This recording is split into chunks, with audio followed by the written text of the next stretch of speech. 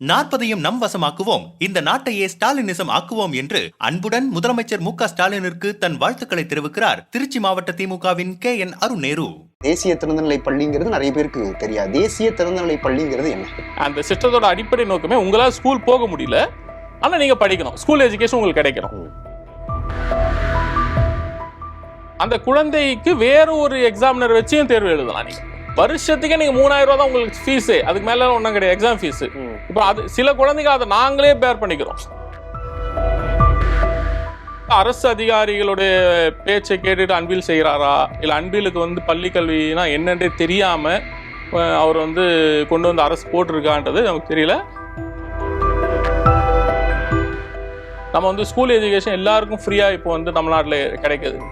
அப்போ அதுலயும் ஒடுக்கப்பட்ட மக்களாக இருக்கக்கூடிய இத்தகைய குழந்தைகளுக்கான பள்ளி பறிப்பது என்பது இது சமூக நீதி இல்லை, இது சமூக அநீதி. பல தமிழ்நாட்டுடைய வேலை வாய்ப்புகளை வட இந்தியாவிலேருந்து இங்கே எழுதுறான் தேர்வு.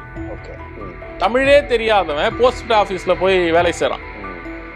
நீங்கள் சென்ட்ரல் ரயில் நிலையத்துக்கு போனீங்கன்னு சொன்னால் எல்லா ரயில்வே ஊழியர்களும் ஹிந்தி பேசக்கூடியவர்கள். தேசிய திறந்தநிலை பள்ளிகளில் பெறக்கூடிய சான்றிதழ் செல்லாது அப்படின்னு தமிழ்நாடு அரசு அறிவிச்சிருக்கு. இந்த அறிவிப்புனால யார் யாருக்கு பாதிப்பு, என்ன சிக்கல் இந்த அறிவிப்புல அப்படிங்கிறத பத்தி பேசுறதுக்காக வெல்ஃபேர் கட்சி தமிழ்நாட்டுடைய துணைத் தலைவர் கௌஸ் நம்மளோட இணைஞ்சிருக்காரு. அவர்கிட்ட நம்ம இதை பத்தி பேசலாம்.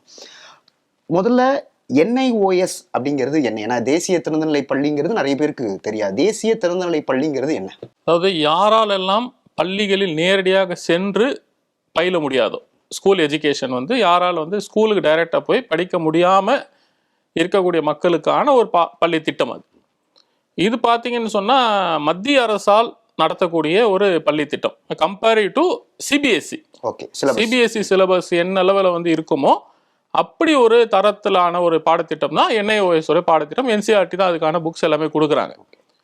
இப்போ இது பார்த்தீங்கன்னா உங்களுக்கு 3வது 5வது 8வது 10 12 இந்த 5 தேர்வுகளை அவங்க போர்டே நடத்தும். அதாவது ரெகுலரா ஸ்கூலுக்கு போவேனா, ஆனா எக்ஸாம் மட்டும் எழுதிக்கலாம். ஆமா, ஆக்சுவலா அந்த சிஸ்டமே ஸ்கூல்ல நடத்தக்கூடாது. அந்த சிஸ்டத்தோட அடிப்படை நோக்கமே உங்களால் ஸ்கூல் போக முடியல, ஆனா நீங்க படிக்கணும், ஸ்கூல் எஜுகேஷன் உங்களுக்கு கிடைக்கணும். அப்படியாப்பட்டவர்களுக்கான ஒரு பள்ளி பாடத்திட்டம் தான் அது. இப்போ இது பார்த்தீங்கன்னா என்னால் நான் ஒரு டிசபிலிட்டி சேலஞ்சரு, இல்லை எனக்கு ஏதோ ஒரு பிரச்சனை இருக்குது, நான் பள்ளிக்கு போக முடியாதுன்னும் போது நான் NIOSல பதிவு செய்து NIOS எனக்கு புத்தகங்களை கொடுக்கும். நான் அந்த புத்தகங்களை வீட்டில் வச்சு படிக்கலாம், இல்லை ஏதாவது ஸ்டடி சென்டர்ஸ்க்கு போய் படிக்கலாம். படிச்சுட்டு நான் நேரடியாக தேர்வு போய் எழுதலாம். இதுதான் NIOSன்றது. இதில் பார்த்தீங்கன்னு சொன்னால் இன்னைக்கு ஆயிரக்கணக்கான மாற்றுத்திறனாளி மாணவர்கள் இதில் பயன்பெற்று இருக்காங்க. குறிப்பாக ஆட்டிசம் நோயால் பாதிக்கப்பட்ட குழந்தைகளுக்கு. இதில் இன்னொரு விஷயம் என்னன்னா, ஒரு ஆட்டிசம் பாதிக்கப்பட்ட குழந்தைக்கு அந்த குழந்தைக்கு வேற ஒரு எக்ஸாமினர் வச்சியும் தேர்வு எழுதலாம். நீங்க அந்த ஃபெசிலிட்டியும் இருக்கு. உதாரணத்துக்கு இப்போ என் பையன் ஒரு மாணவனுக்கு எழுதி கொடுத்துருக்கான். என் பையன் 9வது படிச்சிருக்கான். ஒரு கிட்டத்தட்ட ஒரு 80% அந்த மூளை வளர்ச்சி குறைந்த ஒரு குழந்தை. அவன் ஸ்கூலுக்கெல்லாம் போகலை, அவனுக்கு வாய் பேச வராது, சரியான பார்வை திறனும் கம்மி. ஆனால் அவனும் இந்த பூமியில வாழணும், அவனுக்கு இந்த வாழ்வதற்கான முழுமையான சுதந்திரம் இங்க இருக்கு. அப்போ இந்த அரசுகளும் எப்படி திட்டங்களை போடுதுன்னு சொன்னா, வெறும் ஃபிட்னஸ் ஆன மக்களுக்கு மட்டுமே திட்டங்கள் இல்லைங்க. நம்ம என்ன பண்றோம்னா, இந்தியாவுடைய ஆரம்ப கட்ட ஜனநாயகம் என்பதே விளிம்பு நிலையிலும் விளிம்பு நிலையில் இருக்கக்கூடிய மக்களுக்கும் எல்லாமும் போய் கிடைக்கணும்ன்றதான் அரசு சட்டத்தை அதுல ஒடுக்கப்பட்டோரில் ஒடுக்கப்பட்டவராக இருக்கக்கூடிய இந்த இத்தகைய மாணவர்களும் கல்வி கிடைக்கணும்ன்றதான் அந்த பாடத்திட்டத்தை கொண்டு வந்தது. அப்ப என் பையன் 9ஆம் வகுப்பு படிக்கிற பையன் 10வதுக்கு எக்ஸாம் எழுதி கொடுத்துருக்கான். அந்த பையன் நீ 75% மார்க் எடுத்து ஒரே அட்டம்ல பாஸ். இப்ப அந்த பையன் மத்திய அரசுடைய வேலை வாய்ப்புகள் அந்த பையனுக்கு கிடைக்கும். அதுவும் இருக்கு வேலை வாய்ப்புகளும் இருக்கு சென்ட்ரல் கவர்மெண்ட்ல.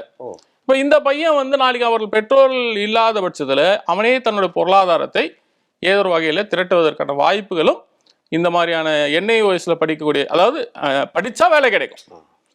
அப்போ இவன் டைரெக்டாக ஸ்கூலில் போய் படிக்க முடியாது. அப்போ அவனுக்கான மாற்று பள்ளி கல்வி முறை திட்டம் தான் இந்த NIOS அப்படின்றது. ஆட்டிசம் சொல்லும்போது தான் போனதுக்கு அப்புறம் இந்த பையன் எப்படி வாழ்வான்றது எல்லா பெற்றோருக்கும் இருக்கக்கூடிய. இன்னொன்னு இப்ப எய்ட்ஸ் பாதிக்கப்பட்டவங்களோட பசங்களும் அதாவது இங்க பெரம்பூர்ல நம்ம தோழர் ஒருத்தவங்க ஒரு காப்பகம் நடத்துறாங்க. எனக்கு தெரிஞ்சு கிட்டத்தட்ட ஒரு 67 குழந்தைகள் அங்க இடத்துல இருக்கு. அந்த 67 குழந்தைகளும் ஆரோக்கியமான குழந்தைங்க. அந்த குழந்தைகளுக்கு எய்ட்ஸ் எல்லாம் கிடையாது. ஆனா அந்த குழந்தைகளோட பெற்றோர்கள் எய்ட்ஸ் இருக்கு. தாய்க்கும் எய்ட்ஸ் இருக்கும், தந்தைக்கும் எய்ட்ஸ் இருக்கும். அவங்க இருவருமே வந்து அரசு மருத்துவமனைகளை தொடர் சிகிச்சையில இருப்பாங்க, அரசு முகாம்கள்ல இருப்பாங்க. இப்ப இந்த குழந்தைகள் நம்ம இருக்கக்கூடிய இந்த சமூக சூழல்ல நேரடியாக ஒரு அரசு பள்ளிக்கு போய் இல்லை தனியார் பள்ளியில போய் படிப்பதற்கான சாத்திய கூறுகளோ அந்த அளவுக்கு அறிவு முதிர்ச்சி சமூகமாக நம்ம இன்னும் மாறல. மேற்கத்திய நாடுகள் மாதிரி நம்ம இன்னும் மாறல. இங்க இன்னுமே இப்ப HIV வந்து நோய் யாருக்கு வேணா வரலாம், ஆனா இன்னுமே ஒழுக்கம் சார்ந்துதான் பாக்குறோம். ஆமா, அப்ப வந்து அந்த குழந்தை எத்தகைய உளவியல் தாக்குதலை வந்து எதிர்கொள்ள வேண்டியது இருக்கும். உதாரணத்துக்கு ஒரு பேரண்ட்ஸ் மீட் நடக்குதுன்னும் பொழுது உங்க அப்பா எங்க, எங்க அம்மா அப்பா வந்தா, உங்க அம்மா அப்பா எங்க, இல்ல எங்க அம்மா அப்பா எய்ட்ஸ் இருக்கு, இப்படி இத்தகைய சூழல்ல நம்ம வந்து வளரல. இன்னும் அவ்வளவு இன்னும் அறிவு முதிர்ச்சி கொண்டு நம்ம சமூகம் மாறல. அப்ப அப்படியாப்பட்ட குழந்தைகளுக்கு சில தன்னார்வ தொண்டு நிறுவனங்கள் என்ன பண்றாங்கன்னா அவங்களுக்குன்னு சொல்லி ஒரு ஸ்கூல் மாதிரி அவங்களே நடத்துறாங்க. அதாவது முகாம் மாதிரி இருக்கும். முகாம் ஸ்கூல் ஒரு சின்ன வீடு தான், பெருசாலாம் ஒன்றும் கிடையாது. ஒரு 8000 10,000 ஒரு வீடு எடுத்து அதில் ஒரு 2-3 பெட்ரூம் இருக்கும். அதுல இந்த குழந்தைங்களுக்கு 3 வேளை சாப்பாடு போட்டுக்கிட்டு அந்த குழந்தைங்களை அவங்க பராமரிப்பாங்க. அப்ப இந்த குழந்தைகளுக்கான கல்வியும் NIOS மூலமா அவங்க கொடுப்பாங்க. என்ன பண்ணுவாங்க, இப்ப 5வது அந்த குழந்தை நேரடியா வந்து NIOSல எழுதும். அடுத்து 8வது தான் அந்த குழந்தை NIOSல எழுத முடியும். 6-7 எழுத முடியாது. அப்ப ஸ்கூலே என்ன பண்ணோம்னா NCERTல இருந்து சிலபஸ் வாங்கி இவங்களை இந்த முகாமில் வச்சுக்கிற ஒரு மாலை நேர ஆசிரியரோ இல்லை தன்னார்வ ஆசிரியர்களை வைத்துக்கொண்டு அவர்கள் 6வதுக்கான பாடத்திட்டத்தையும் 7வதுக்கான பாடத்திட்டம் எடுப்பாங்க. எடுத்து அவங்களே வந்து கொஸ்டினை ரெடி பண்ணி அவங்க எக்ஸாம் வைப்பாங்க. திரும்ப 8வதுக்கு வரும்போது என்ன பண்ணுவாங்க, NIOS உடைய சிலபஸ்ல போய் இந்த பசங்க எழுதுவாங்க எக்ஸாம். இப்படி யாரெல்லாம் ஸ்கூலுக்கு போக முடியலையோ, உதாரணத்துக்கு நம்ம வந்து இவ்வளோ ஒடுக்கப்பட்டவர்களாக நம்ம யோசிக்க வேண்டாம். இன்னைக்கு வந்து ரொம்ப தங்களை வந்து அறிவால் வளர்ந்தவர்கள் சொல்லப்படக்கூடிய பிராமண சமூகம், அவங்க வேத மந்திரங்கள் ஓதக்கூடிய குருகுலங்கள் நடக்குது. அந்த குருகுலங்கள்ல படிக்கக்கூடிய குழந்தைகளுக்கும் கூட NIOS பயன்படுது. அவர்கள் வெறும் வேத மந்திரங்களை மட்டுமே படிச்சுட்டு கோவில் பூசாரிகளாகவும் இப்படி மட்டுமே அவங்க இருக்க வேண்டியதில்லை. அவர்களுடைய மதத்திற்குட்பட்டு அவர்கள் வேத மந்திரத்தையும் ஓதலாம். அதே நேரத்தில் பள்ளி கல்வியும் அவர்களுக்கு அவசியமா இருக்கு. அப்போ அவங்க அந்த குழந்தைங்களும் NCERTல NIOSல படிக்குதுங்க. அவங்களும் வேத மந்திரங்கள் டெய்லி நாள் முழுக்க வேத மந்திரங்கள் படித்தாலும் கூட அந்த வருஷத்துக்கு இல்லை 2 வருஷத்துக்கு ஒரு முறை NIOS சார்பாக போய் அந்த குழந்தைங்க தேர்வு எழுது. அவர்களும் இன்னைக்கு வந்து பட்டம் படித்த பட்டதாரிகளாக இருக்காங்க. அவர்களும் கையெழுத்து போடக்கூடிய லிட்ரேச்சரியாக மாறி இருக்காங்க. கல்வி பெற நம்ம வந்து அந்த அளவுக்கு தான் வச்சிருக்கோம். கையெழுத்து போடக்கூடிய நீங்க படிச்சவங்கன்ற முறையில். ஆனா இன்னைக்கு அவர்கள் பட்டமே பெறலாம். உதாரணத்துக்கு மதர்சாக்கள் இருக்கு. நாட் ஓன்லி பிராமணரோட குருகுலம், மதர்சாக்கள் இருக்கு. மதர்சாக்கள்ல கூட வந்து நவீனத்துவம் வேணும் நம்ம சொல்லிட்டு இருக்கோம். நீங்க வந்து அறிவியலை வந்து உங்க பாடத்திட்டத்தில் கொண்டு வரணும்னு பேசிட்டு கூட சூழல மதர்சா மாணவர்கள் கூட இன்னைக்கு NIOSல வந்து சேர்ந்து படிக்கிறாங்க. அவர்கள் குரானையும் நபிகளாயத்தோட பொன்மொழிகளையும் வந்து மனப்பாடம் பண்றது 5 ஆண்டுகள் 8 ஆண்டுகள் படிக்கும் பொழுது பேரலாக அவங்க என்ன பண்றாங்கன்னா NIOS சேர்ந்து அவங்க வந்து தங்களுடைய பள்ளி கல்வியும் தொடர்ந்து சென்னை பல்கலைக்கழகத்துல அஃப்சல் உலமான்னு சொல்லி டிகிரி கோர்ஸ் வச்சிருக்காங்க, பேச்சுலர் டிகிரி வச்சிருக்காங்க. அவங்க வந்து +2 முடிச்சு அவங்க போய் அங்க போய் பட்டம் படிக்கலாம். அதாவது நம்ம சொல்றதுன்னா மார்க்க கல்வி மட்டும் இல்ல, உலக கல்வியும் இது வந்து அதுதான் சொல்ல, யாரால் பள்ளிக்கு செல்ல முடியலையோ அவர்களுக்கான ஒரு பாடத்திட்டம். அதுதான் இப்போ ஒரு விஷயம் பண்றாங்க, அதுவும் ஒரு GO பாஸ் பண்றாங்க அப்படின்னா அதோடைய பாதிப்பு கண்டிப்பா அதிகாரிகளுக்கு தெரிஞ்சிருக்கும். இதனால என்ன பிரச்சனை ஒண்ணு, இந்த டைம்ல இதை பண்றதுக்கான காரணம் என்ன? அது இவர்கள் என்ன நினைக்கிறாங்கன்னு சொன்னா, இந்த உலகம் வந்து ஃபிட்டான மக்களுக்கு மட்டும்தான் சொந்தம். அனைத்து திறமைகளும் கொண்ட டேலண்டடான மக்களுக்கு மட்டும்தான் இந்த உலகம் சொந்தம் இவங்க நினைச்சிட்டு இருக்காங்க. அதனால தான் போட்டித் தேர்வுலாம் கொண்டு வரோம். இப்போ நீட்டுக்கு இவங்க என்ன சொல்றாங்க, தகுதி நாங்க தகுதியான மருத்துவர்களை நாங்க உருவாக்குறோம் அப்படின்றாங்க. அப்ப அந்த தொடர்ச்சியா தான் நான் இதை பாக்குறேன். இவர்கள் மருத்துவர்களை தகுதியான மருத்துவர்களாக வந்து நான் உருவாக்கணும் நீட்டு கொண்டு வந்த மாதிரி, தகுதியான பொறியாளர்களை நான் கொண்டு வரதுக்காக ஜீட்டு கொண்டு வந்த மாதிரி, தகுதியான ஆசிரியர்களை கொண்டு வரணும்னு சொல்லி ஆசிரியர்களுக்கான தகுதி தேர்வு வைக்கிற மாதிரி பள்ளி கல்வியிலே வந்து ஃபில்டர் பண்றாங்க. கல்வி எல்லாருக்கும் கிடைக்கக்கூடாது, கல்வி என்பது எல்லாருக்கும் கிடைக்கக்கூடாது. இவர்கள் யாரு தகுதியானவர்கள் நினைக்கிறாங்களோ அவர்கள் மட்டும்தான் கல்வி கிடைக்கணும்ன்றதுதான் இன்னைக்கு இருக்கக்கூடிய அரசு அதிகாரிகளோட மனநிலையை நான் பார்க்குறேன். இவர்களோட மனநிலை தான் இது. இந்த மனநிலைக்கு அரசு வந்து எப்படி அதை வந்து ஏத்துக்க நமக்கு புரியல. நம்ம சமூக நீதி அரசுன்னு சொல்றோம். சமூக நீதி என்பது வந்து எல்லாம் இருப்பவர்களுக்கு இல்லை சமூக நீதி, எதுவுமே இல்லாம இருப்பவனுக்கு தான் சமூக நீதி இங்க தேவை. ஒடுக்கப்பட்ட மக்களை தூக்கி விடுவதுதான் சமூக நீதியோட அடிப்படை. ஆனா இந்த அரசு இதை எப்படி வந்து கண்டுக்காம வந்து செய்யுதுன்றது நமக்கு வந்து ஒரு பெரிய ஒரு ஆச்சரியமா அதிர்ச்சியாகவும் இருக்கு. ஏன்னா நம்ம இவ்வளவு சமூக நீதி பேசுறோம். நேத்து வந்து முதலமைச்சர் வந்து 12ஆம் வகுப்பு படிக்க மாணவர் தேர்வு எழுதக்கூடிய மாணவர்களுக்கு ட்விட் பண்ணி வாழ்த்துறாரு. உதயநிதி ஸ்டாலின் வந்து வாழ்த்துறாரு. இவங்க வாழ்த்தக்கூடிய எல்லாம் என்ன சொல்றாங்க, கல்வி வந்து ஒரு சமூகத்தை உயர்த்தும். தொடர்ச்சியா திராவிட மாடல்னு சொல்றதே. ஆமா, நீங்க தமிழ்நாட்டுல வந்து என்னதான் காமராஜர் வந்து கல்வி நிலையங்களை திறந்திருந்தாலும், என்னதான் சத்துணவு திட்டங்களை எம்ஜிஆர் கொண்டு வந்தாலும், திமுக தான் கல்வி அனைவருக்கும் பரவலாக்குச்சு. ஒரு பள்ளி ஆசிரியர்களா இருந்தாலும் சரி, அரசு பள்ளிகள் அதிகமா திறந்து அதை மாடர்னைஸ் பண்ணதா இருந்தாலும் சரி, தரம் உயர்த்தினது எல்லாமே வந்து திராவிட முன்னேற்ற கழக அரசு தான். ஆனா இந்த விஷயத்துல திராவிட முன்னேற்ற கழகத்தோடைய இந்த சமூக நீதி கோட்பாடு எங்க போச்சுன்றது நமக்கு தெரியல. பொதுவாகவே நமக்கு வந்த தகவல்னா, பள்ளி கல்வித்துறை வந்து அன்பில் மகேஷ் பொய்யாமொழி வந்த பிறகு அது முழுக்க முழுக்க வந்து ஒரு கட்டுப்பாடே இல்லாத ஒரு துறையா மாறி இருக்கு அப்படின்றதான் இருக்கு. அது தொடர்ச்சியா நம்ம 2 ஆண்டுகளா பார்க்கலாம். பல முரண்கள், பல பிரச்சனைகள் கல்வித்துறையில வந்து இருந்துட்டே இருக்கு. தேர்வு முறைகளா இருந்தாலும் சரி, இந்த சம்மர் ஹாலிடேஸ் விடுறதா இருந்தாலும் சரி, விடுவோன்றாங்க, இல்லைன்றாங்க, திரும்ப அடுத்த 6 மாசம்ன்றாங்க. இப்படி பல முரண்கள் அன்பில் மகேஷ் பொய்யாமொழி வந்ததுல இருந்து பள்ளி கல்வித்துறையில பெரிய குளறுபடிகள் நடந்துட்டு இருக்கு. இது வந்து அரசு அதிகாரிகளுடைய பேச்சை கேட்டுட்டு அன்பில் செய்கிறாரா, இல்லை அன்பிலுக்கு வந்து பள்ளி கல்வினா என்னன்றே தெரியாம அவர் வந்து கொண்டு வந்து அரசு போட்டிருக்கான்றது நமக்கு தெரியல. இது அரசு உடனடியாக வந்து கவனம் செலுத்தணும். இல்லைன்னு சொன்னா தமிழ்நாட்டுடைய பள்ளி கல்வி தான், இந்த ஸ்ட்ரக்சர் தான் இந்த மாணவர்களே அடுத்த கட்டத்துக்கு உயர்த்த போகுது. நம்ம வந்து பெருமையா பேசுறோம். உலக அளவில் வந்து மருத்துவர்கள்லாம் பார்த்தீங்கன்னா தமிழ்நாட்டில இருந்து போறாங்க, பொறியியல் வல்லுநர்கள்லாம் பார்த்தீங்கன்னா தமிழ்நாட்டில இருந்து போறாங்க. ஏன் வந்து நீங்க விண்வெளி ஆய்வுக்கு நாசாக்கும் சரி, மற்ற விண்வெளிங்களுக்கும் தமிழ்நாட்டிலேருந்து சயின்டிஸ்டுக்கு போறாங்க. இவங்கெல்லாம் அரசு பள்ளியிலேருந்து படிச்சாங்க, நம்ம பெருமையா சொல்றோம். அப்போ பள்ளி கல்வி என்பது தான் எல்லாத்துக்குமா அடிப்படை. அப்ப இங்க ஒரு சமூகத்தை நீங்க வந்து கல்வி பெறுவது தடுப்பது என்பது எப்படி சமூக நீதி ஆகும்? ஸோ அது அப்படி பண்ணக்கூடாது. இப்போ நீங்க ஒரு ஒரு ஒரு ஏன்னா சமூக தளத்துல தொடர்ச்சியாகிட்டு இருக்கீங்க, இப்போ இது சம்பந்தமா வழக்கும் தொடர்றதா சொல்லியிருக்கீங்க. அந்த வகையில நிறைய பேர் உங்கள்கிட்ட பேசியிருப்பாங்கல்ல, அந்த பாதிக்கப்பட்டவங்க என்ன சொல்றாங்க? அதாவது ஒரு மாதத்துக்கு முன்பு ஒரு மாணவனுடைய மாமா எனக்கு ஃபோனில் பேசுறாரு. ஏன்னா அந்த பையன் வந்து 10th ஃபெயில் ஆகிட்டான், ட்ராப் அவுட் பண்ணிட்டான். இனி வந்து ஸ்கூலுக்கு போகிறதில்ல, நிப்பாட்டான். 9 மாதங்கள் ஆயிடுச்சு. இப்போ +2 எக்ஸாம் எழுதுறான். இப்போ வந்து +1 எழுதணும். அந்த மாணவன் எப்படியாவது அவர் வந்து திரும்ப 12வது 11 படிக்க வச்சு அவனை வந்து வழக்கறிஞர் ஆக்கணும்ன்றது அந்த அவங்க குடும்பத்துடைய எண்ணம். ஆனா இவன் ஃபெயில் ஆயிட்டான்றனால நான் இனிமே படிக்க மாட்டேன் அப்படின்றான். அது பசங்க எல்லாம். ஆமா, அப்ப என்னடா நீங்க பேசுங்கன்னா, அப்ப நான் அந்த மாணவனை கூப்பிட்டு ஃபோன் பண்ணி பேசுறேன். அந்த பையன் ஓரளவுக்கு வந்து சரி திரும்ப நம்ம ஸ்கூல் போய் படிக்கலான்ற ஒரு மனநிலைக்கு வரான். ஆனா அவன் என்ன யோசிக்கிறான்னா, என் கூட படிச்சவன்லாம் +2 போயிட்டு இருப்பான், நான் போய் 10th உட்கார்றது எப்படி வந்து சரியா இருக்கும். 2வது அவனோட வயதும் ஏற்கனவே கொரோனாவில் வந்து ஒரு சந்ததியே வந்து ஏழ்மையை நோக்கி போச்சுன்னு சொல்லி ஆய்வறிக்கைகள் சொல்லுது. தொடர்ந்து 2 ஆண்டுகள் வந்து கல்வி பள்ளிகளை மூடியது விளைவு ஒரு சமூகமே வந்து ஒரு இடைநிற்றல் அதிகமாச்சு. ஆமா, இப்போ நேத்து வந்து +2 எக்ஸாம்லயே பாத்தீங்கன்னா கிட்டத்தட்ட 21,000 மாணவர்கள் முதல் மொழி பாடத்துக்கே போகலன்னு சொல்லி ரிப்போர்ட் வந்திருக்கு.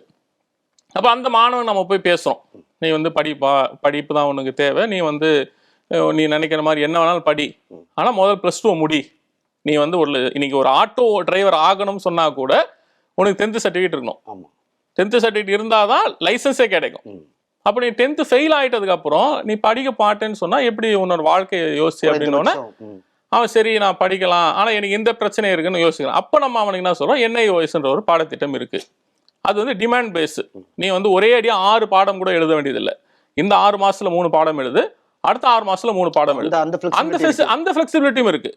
நீங்க ஒரே டைம் 6 பாடம் எழுதணும்னு இல்லை, நீங்க அதை பார்ட் பண்ணி எழுதலாம். 2வது, இப்ப நமக்கு பள்ளி 10வது 12வது தெரிஞ்ச சிலபஸ் எல்லாம் என்ன, maths, science, accounts.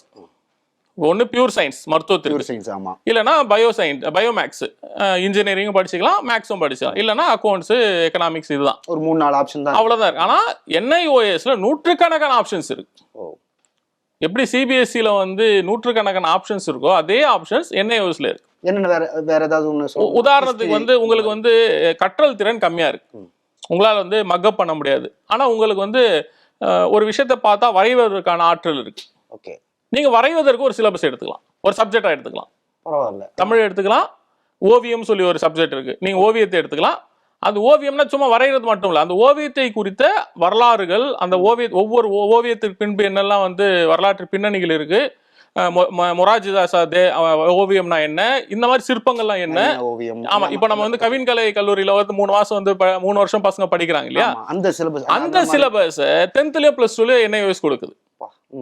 Home science இருக்குது, ஓகே, சமையல் கலை இருக்கு. இப்படி கற்றல் குறைபாடு இருக்க பையன் வந்து சமைக்கிறது வரலாம். இப்ப உதாரணத்துக்கு வந்து பாத்தீங்கன்னா, நேற்று ஒரு காணொலி பார்த்தேன், அந்த குழந்தை ஆட்டிசம் குழந்தை. ஆனா அந்த குழந்தைக்கு வந்து புத்தகங்கள்லாம் ரொம்ப பிடிச்சிருக்கு. புத்தகங்கள் எல்லாம் எல்லாத்தையும் தொடிச்சு கிளீன் பண்ணி ஒரு இடத்த வைக்கிறான். ஒரு லைப்ரரிக்கு போறான், அந்த லைப்ரரியை பார்க்கறான், அந்த புத்தகங்கள்லாம் தொடிச்சு எடுத்து வைக்கிறான், புத்தகங்கள்லாம் வாசிப்பதற்கு அவன் முயற்சி செய்யறான். அப்ப அவனுக்கு எல்லாம் இந்த பூமியில வாழ்றதுக்கான வாய்ப்புகளை ஏற்படுத்தணும் நாம. அப்ப அவன் அந்த புத்தகங்களை குறித்து பாடத்திட்டம் வந்து என்ஐஓஎஸ்ல இருக்கு, லைப்ரரி சப்ஜெக்ட் இருக்கு, இப்படி ஏகப்பட்ட ஆப்ஷன்ஸ் இருக்கு என்ஐஓஎஸ்ல. அப்ப அந்த பையனுக்கு நம்ம சொல்றோம், உனக்கு வந்து மேக்ஸ் கஷ்டமா இருக்கா, உனக்கு சயின்ஸ் கஷ்டமா இருக்கா, விட்டுடு, அவன் சூஸ் பண்ணிக்கலாம். ஆமா, நீ வந்து தமிழ் எடுத்துக்க, ஆங்கிலத்தை எடுத்துக்க, மற்ற 3 சப்ஜெக்ட்ல நீ வந்து டேட்டா என்ட்ரின்னு ஒரு சப்ஜெக்ட் இருக்கு. அவனுக்கு பிடிச்சத பண்ணலாம், உனக்கு பிடிச்சது பண்ணி, ஈஸி சப்ஜெக்ட், ரொம்ப ஈஸி. அதெல்லாம் பாத்தீங்கன்னா வந்து டேட்டா என்ட்ரில வந்து நீங்க வந்து 35 மார்க் எடுக்கணும்னு வைங்களேன், அதுல வந்து டிஎம்இன்னு சொல்லி ஒரு மார்க் கொடுக்குறாங்க. டிஎம்இன்ற 20 மார்க். அதனால நீங்க ப்ராஜெக்ட் ரிப்போர்ட் கொடுக்கணும். நீங்க வந்து புக்கை வச்சு ரெஃபர் பண்ணி ஒரு ப்ராஜெக்ட்ஸ் எழுதி நீங்க வந்து புத்தகமா வந்து கொடுக்கணும். அது அப்படி பண்ணாலே புக்கை வச்சு ஆமா கொடுத்து நீங்க வந்து அசைன்மென்ட் எப்படி வந்து பிராக்டிகல் நம்ம பண்றோம் இல்லையா, அந்த மாதிரி நீங்க வந்து என்ன பண்ண எழுதிக்கணும். அது 20 மார்க் கொடுக்குறாங்க. ஓகே, அப்ப இந்த மாணவன் படிக்க வேண்டியது எத்தனை மார்க்குன்னு பாத்தீங்கன்னா வெறும் 15 மார்க்கு தான். போதுமே, ரொம்ப எளிமை. அப்ப மாணவர்களுக்கு வந்து பரவாயில்லையா 15 மார்க் நான் ஈஸியா படிச்சுடுவேனே அப்படின்ட்டு கல்வியின் மீது ஒரு ஆர்வம், கல்வி மீது ஒரு காதல் வந்து குழந்தைங்களுக்கு வரும். அப்போ அவன் படிக்க ஆரம்பிச்சுட்டாவே, அவன் கஷ்டப்பட்டு 10, 12 பாஸ் பண்ணிட்டாவே அவன் வந்து ஆட்டோமேட்டிக்காக என்ன பண்ணுவான், நான் 10வது 12வது முடிச்சிட்டேன், டிகிரி தானே ஹரியஸ் வச்சு எப்படியா பாஸ் பண்ணிக்கலான்ட்டு அவன் என்ன பண்ணுவான், பட்ட படிப்பு போவதற்கு அவனுக்கு வந்து உளவியல் ரீதியாக அவன் தயாராகிடுவான். அப்போ அந்த மாணவன் சொல்லி நம்ம என்ன சொல்றோம், நீ வந்து இப்போ என்ஐஓஎஸ்ல நீ வந்து 10th எழுதிடு, 10th எழுதி என்ஐஓஎஸ் முடிச்ச உடனே நீ 12வது ஸ்கூல்மேட் போகும்போது நீயும் அந்த 12வதுக்கு தயாராகிடுவேன், நீ நேரம் ஸ்கூல்ல போய் படிச்சுடுன்றோம். அப்ப அந்த பையன் தயாராகிறான். இப்ப அரசு என்ன சொல்லுது, 2016 அரசு ஒரு ஜியோ போட்டிருக்கு. அந்த ஜியோ தெளிவா சொல்லுது, என்ஐஏஎஸ் உடைய சான்றிதழ்கள் மாநில பாடத்திட்டம், மெட்ரிகுலேஷன், ஸ்டேட் போர்ட் இதற்கு நிகரானது அப்படின்னு போட்ட ஒரு ஜியோ 2016 இருக்கு தமிழ்நாடு. அந்த ஜியோவை 2023 டிசம்பர்ல இந்த அரசு அதை வந்து இல்லைன்னு சொல்லுது. ஆனா அது நமக்கு இப்பதான் தெரிய வருது, வெளியே தெரியுது. அதாவது அரசே ஜிஓ போட்டதுக்கு அப்புறம், அதாவது உச்சநீதிமன்றத்தோட ஒரு அறிவிப்பு என்னன்னா, இன்னைக்கு 3 மணிக்கு ஒரு தீர்ப்பு கொடுத்தா 3:10 ஆன்லைன்ல ஏறிடணும். நீங்க அரசனுடைய எந்த ஜிஓவுமே உங்களுக்கு ஆன்லைன்ல இப்ப கிடைக்காது. ஆமா, அந்த சிக்கல் இருக்கு. அப்ப அரசு இந்த ஜிஓ போட்டு கொண்டு வந்திருக்குன்றது எங்களை மாதிரியான கல்வித்துறை சார்ந்து வேலை செய்ய நபர்களுக்கு 2 மாசம் அங்க தெரிஞ்சுக்கிறது. அப்ப இப்ப இந்த குழந்தைகளா என்னன்னா பேனிக் ஆகுறாங்க. இப்ப பல இடங்கள்ல இந்த திட்டம் வந்து இல்லைன்னு சொன்னோன்னு நிப்பாட்டாங்கன்னா இன்னும் நாங்க நடத்த மாட்டோன்றாங்க. நீங்க வந்து இப்போ உதாரணத்துக்கு ஒரு பேரண்ட் சொல்றேன், அந்த ஒரு அம்மா வந்து இருக்காங்க, அவங்க வந்து வீட்டு வேலை செஞ்சு தன்னோட குடும்பத்தை நடத்துறாங்க. அவருடைய கணவர் வந்து முழு நேர குடிகாரர். நிறைய குடும்பங்கள் இப்ப அப்படிதான் இருக்கு, முழு நேர குடிகாரர். அதே சந்தேக பிராணி. அவங்களுக்கு ஒரே ஒரு பொம்பளை புள்ள. அப்ப இவங்க என்ன பண்றாங்கன்னா, வீட்டு வேலையை பார்த்துக்கிட்டு இந்த குழந்தைய படி வைக்கணுன்றதுக்காக பக்கத்துல இருக்கக்கூடிய ஒரு இந்த மாதிரி என்ஜிஓஸ் நடத்தக்கூடிய ஒரு கல்வி நிலையம், சொல்ல முடியாத மாலை நேர கல்வி ஏதோன்னு சொல்லிக்கலாம் நீங்க. அப்ப அங்க அந்த குழந்தைய அனுப்பி படிக்க வைக்கிறாங்க. அந்த குழந்தை 5ஆம் வகுப்பு என்ஐஓஎஸ்ல பாஸ் ஆயிடுச்சு. 6வது 7வது படிச்சுட்டு இருக்கு. நீங்க அந்த குழந்தை 7வது படிச்சுட்டு இருக்கு. இப்ப என்ஐஓஎஸோட சான்றிதழ் ஏற்க முடியாத அரசு கொடுத்த உடனே அந்த பள்ளி கல்வி கொடுத்துற அந்த ஒரு அமைப்பு என்ன சொல்லிட்டு, நாங்க இனி வந்து நடத்த முடியாது, நீங்க இந்த குழந்தைய கொண்டு போய் நீங்க வந்து வேற ஸ்கூல்ல சேருங்கன்றாங்க. இப்போ இந்த குழந்தைய கொண்டு போய் வேற ஸ்கூல்ல சேர்க்கணும்னு சொன்னா அவங்க எங்க இருந்து சேர்ப்பாங்கன்னா 5ஆவதுல இருந்து சேர்ப்பாங்க. திரும்ப 2 வருஷம் திரும்ப அந்த குழந்தைக்கு வீணா போகுது. 2வது பல கல்வி நிலையங்களை சேர்ப்பதற்கும் தயாரா இல்லை. அதாவது ஆர்டிஇ சட்டப்படி 8ஆம் வகுப்பு வரை அனைவருக்கும் கட்டாய கல்வி கொடுக்கணும்ன்றது ஆர்டி. ஆமா. அதை தான் வந்து கொரோனா காலகட்டத்தில் வந்து தனியார் பள்ளிகள் வந்து கட்டண கொள்ளை செய்துன்னொன்னே அரசு என்ன சொல்லுச்சு, டிசியே வேண்டாம், நீ வாங்காத, அவன் ஃபீஸ் கேட்டா டிசி வேணும் ஃபீஸ் கேட்குறானா விட்டுடு, நீ நேரம் அரசு பள்ளிக்கு போ, நீ இப்போ சேருன்னு சொல்லி இதே அரசு சொல்லுச்சு. ஆனால் அதுக்கப்புறம் அதே அரசு மாற்றியும் பேசுச்சு. தனியார் பள்ளிகள்லாம் போய் அமைச்சரை சந்தித்து நீதிமன்றம் போனோடனே அவங்க கேட்குற ஃபீஸை கொடுங்கன்னாங்க. அதுக்கப்புறம் 50% வாங்க, அப்புறம் 75 வந்துட்டாங்க. இப்படி பல பள்ளிகள் வந்து சேர்ப்பதற்கும் தயாராக இல்லை. அந்த சிக்கல் நாங்கள் வந்து 5ஆவதுலாம் சேர்க்க முடியாது, நாங்கள் 7ஆவதுலாம் சேர்க்க முடியாது. அப்போ அந்த சிக்கல்களும் இருக்கு.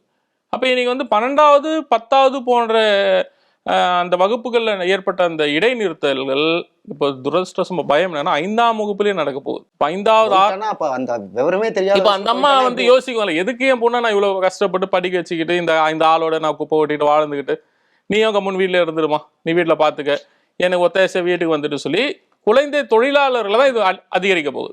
அதுதான் முக்கியமான. ஆமா, நமக்கு தமிழ்நாட்டில் வந்து பிற மாநிலங்களை ஒப்பிடும்போது தமிழ்நாட்டில் குழந்தை தொழிலாளர் முறையே சுத்தமா இல்லை.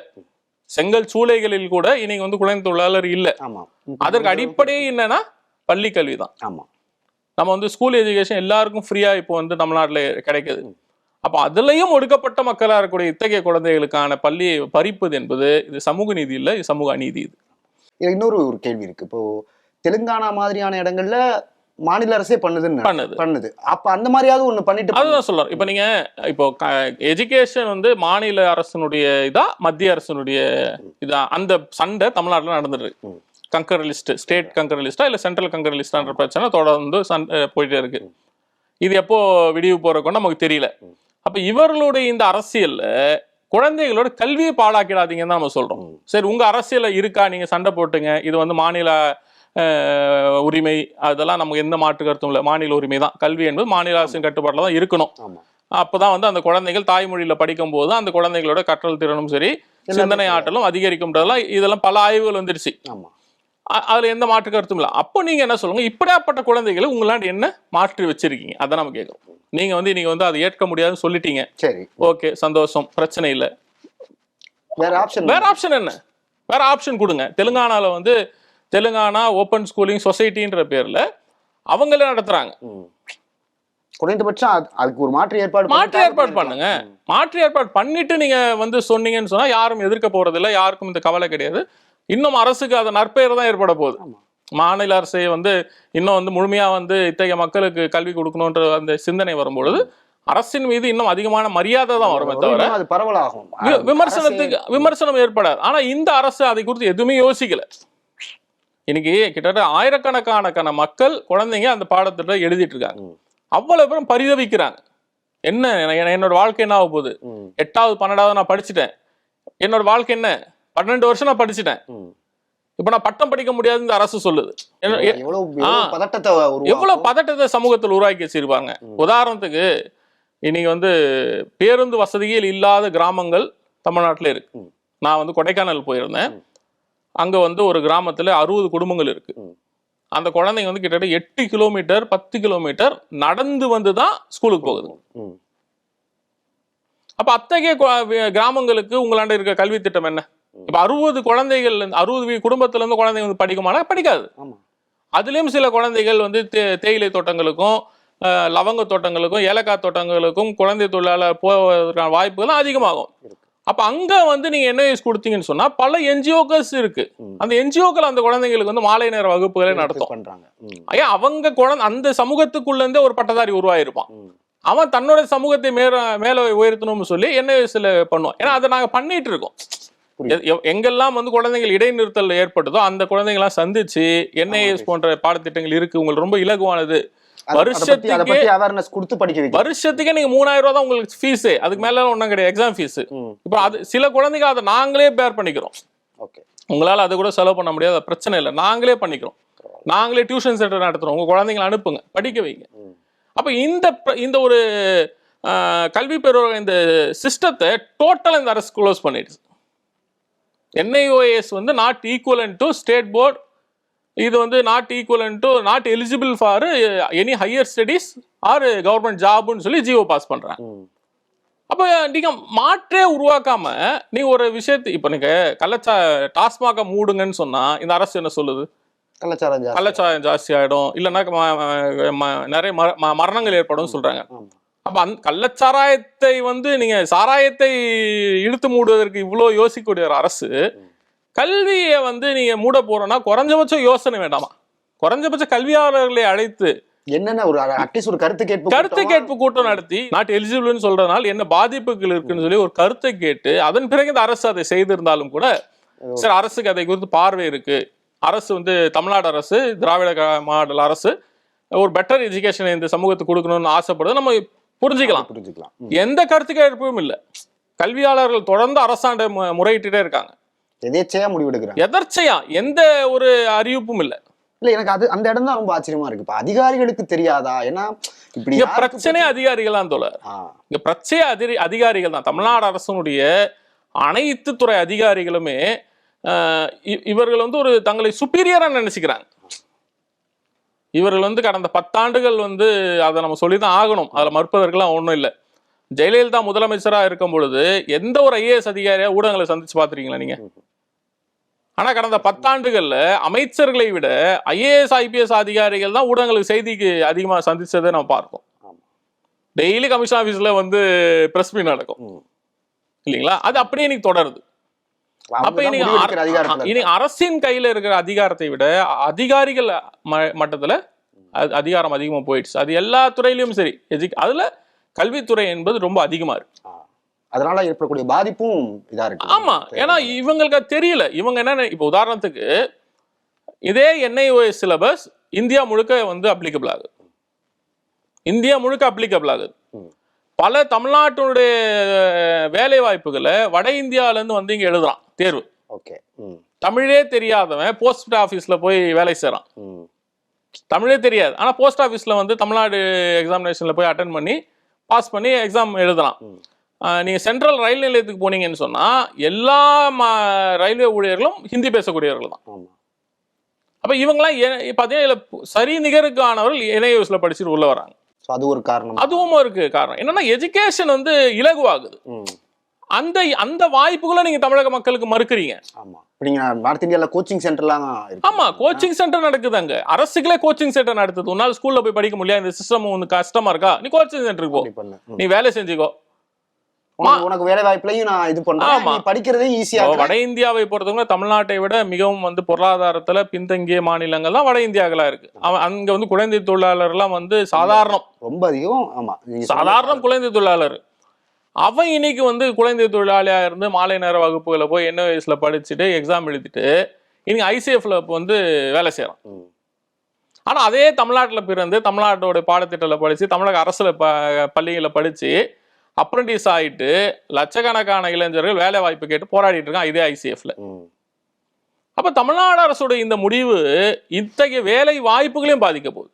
தமிழர்களுடைய வேலை வாய்ப்பை கூட, மத்திய அரசு நிறுவனங்களை தமிழர்கள் போய் படிக்கக்கூடிய வேலை வாய்ப்புகளை கூட அரசினுடைய இந்த முடிவு பிரச்சனையாக போகுது. இப்ப நம்ம இறுதியா எதிர்பார்க்கிறது என்ன அரசாங்கத்துக்கு? ஒரே விஷயம் தான் தோழர். அதாவது டிசம்பர் 21க்கு முன்பு என்ன இருந்ததோ 2016 ஜியோ, அந்த ஜியோ தெளிவா என்ன சொல்லுதுன்னா, நேஷனல் ஓபன் ஸ்கூல் ஆஃப் இன்ஸ்டிடியூனுடைய அதே சான்றிதழ் equivalent to state board. NIOS உடைய சான்றிதழ்கள் மாநில பாடத்திட்டத்தில் படிச்சு தேர்வு எழுதக்கூடிய குழந்தைகளோட சான்றிதழும் ஒரே ஈக்குவலானது. இவர்கள் இதை வைத்துக்கொண்டு ஹையர் ஸ்டடீஸ் போகலாம், இவர்கள் அரசு தேர்வுகளை எழுதலாம், அரசு பணிகளுக்கும் போகலாம்ன்றதுதான் 21 டிசம்பருக்கு முன்பு வரைக்கும் இருந்த ஒரு ஜியோ. அந்த ஜியோவை அப்படியே நீங்க வந்து வைங்க. புதிய ஜியோ நம்பர் 242 நீங்க வாபஸ் வாங்குங்க அப்படின்றது நம்மளுடைய ஒரே கோரிக்கை. இது வந்து கோரிக்கை என்பது தேவையான ஒண்ணு. இதை நீங்க செய்யலன்னு சொன்னா தமிழ்நாட்டில் வந்து மிகப்பெரிய அளவிலான பிரச்சனைகள் கல்வி சார்ந்து, பள்ளி கல்வி சார்ந்து நிறைய நடக்கும். குழந்தை தொழிலாளர்கள் அதிகமா உருவாயிடுவாங்க, நிறைய இடைநிறுத்தல்கள் ஏற்படும். இடைநிறுத்தம் செய்த குழந்தைகள் மீண்டும் பள்ளிக்கு போகிற பிரச்சனையாகும் உங்களுக்கு. இன்னைக்கு நான் ஆரம்பத்திலே சொன்ன மாதிரி ஒரு ஆட்டோ டிரைவர் ஆகணும்னு சொன்னால் கூட, ஒரு லைசன்ஸ் வாங்கணும்னு சொன்னா கூட உங்களுக்கு 8வது 10வது தேவைன்னு ஒரு பக்கம் நீங்க வந்து கொண்டு வந்துட்டு இன்னொரு பக்கம் நீங்க வந்து படிக்க கூடாதுன்னு சொன்னா இது எப்படி சமூக நீதி? அப்போ ஒரு ஆட்டோ டிரைவரா கூட இந்த தமிழ்நாட்டில் ஆக முடியாதா? அந்த கேள்வி வரும் இல்லையா? அப்ப அந்த இருக்க வாய்ப்பை நீங்க க்ளோஸ் பண்றீங்க. நீங்க உருவாக்கல அந்த வாய்ப்பை. ஏற்கனவே ஒரு வாய்ப்பு இருக்கு. அதை வந்து விட்டுடுங்க. இல்ல அதனால் தமிழ்நாட்டுல பிரச்சனைனா அது மாற்றி நீங்க ஏற்படுத்துங்க அப்படின்றது அவங்களோட கோரிக்கை. ஓகே, நன்றி. நன்றி சார். NIOS அப்படிங்கிற சிஸ்டம் நிறைய பேருக்கு இங்க கல்வியை கொடுத்துட்டு இருக்கு. அது இன்னும் தொடரணும். அரசாங்கம் புதுசா போட்டிருக்கக்கூடிய இந்த அரசாணையை திரும்ப பெறணும் அப்படிங்கிறது தான் ஒரே கோரிக்கையா இருக்கு. அந்த கோரிக்கையை அரசு கவனிக்கல அப்படின்னா சட்ட ரீதியா நாங்க வழக்கா அதை எதிர்கொள்வோம் அப்படின்னு சொல்லியிருக்காங்க. விகடனுக்காக ராணி கார்த்திக். திராவிட சூரியன் முதலமைச்சர் மு க ஸ்டாலினிற்கு பிறந்தநாள் வாழ்த்துக்களை தெரிவிக்கிறார் திருச்சி மாவட்ட திமுகவின் KN அருண் நேரு.